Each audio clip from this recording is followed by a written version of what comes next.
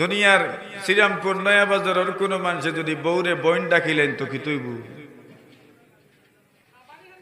মাতুন্নাতে মাঝে মাঝে ফতোয়া জিগাননি বলে জামাইয়ে রাগ করিয়া উঠিয়া কইলিস তুমি আমার বোন গো মাতুন্না রাগে কইননি না না জীবনেও এমন কোন কথা মুখ দিয়ে বের করিয়েন না, নতুবা এই কথার ঝামেলা আছে, এই কথার সমস্যা আছে।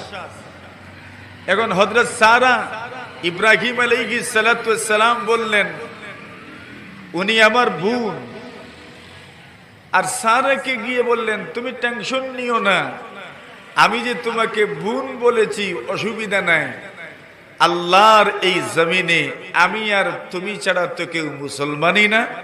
আর দ্বিতীয়ত কোন বর্ণনায় পাওয়া যায় হযরত সারা ইব্রাহিম নবীর চাচাতো বোনও ছিলেন, তো চাচাতো বোন হিসাবে বোনই।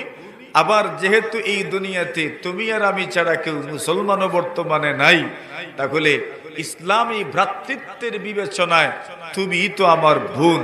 এজন্য হযরত সারাকে ইব্রাহিম বললেন উনি আমার বোন।